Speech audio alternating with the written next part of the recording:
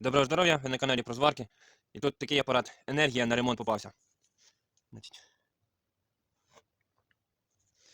бачите, 180, пластикова ручка зверху. Закручується він достатньо сильно скручується. Ось тут по боках є болти і ще знизу. Крім того всього, ще знизу там ця от кришка, вона скручується достатньо таки добре. Так, скручується вона такими от хорошими саморізами. І ось отвори є тут.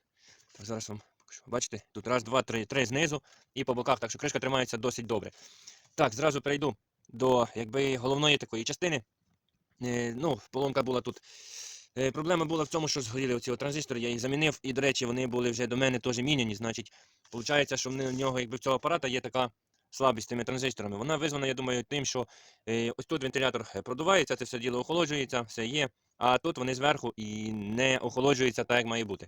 Трансформатор, як бачите, досить таки зараз достатньо таки потужний.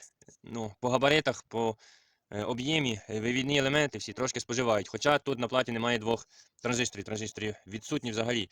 Значить, апарат, моделька заявлена 180, я її вже перевірив, видає 110 максимум, але варить добре. За рахунок того, що вихідна напруга більше 20 вольт. І виходить нормальний запал в холостому ходу, десь приблизно 60 вольт. І варить так що добре. Так, тут загально покажу, можливо, комусь згодиться. Значить так, блок живлення тут стандартно 206. Трансформатор стоїть, транзистор. Теж можете бачити. Так, зараз вам покажу ближче. Заодно і елементи, кому буде щось цікаво. І RFP40. Не часто зустрічається такий транзистор на платах, але на багатьох платах він є написаний. Так, тут ось шим CD60, як там, 35, 25. Так, стандартно.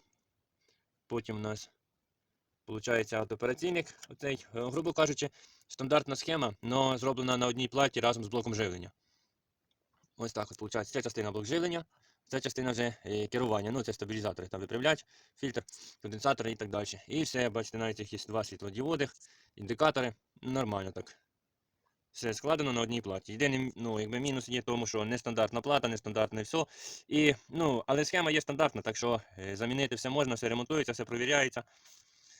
І все нормально, все підходить, все робиться. Так, там індикатор спереду китайський стоїть з контролером. Ось так.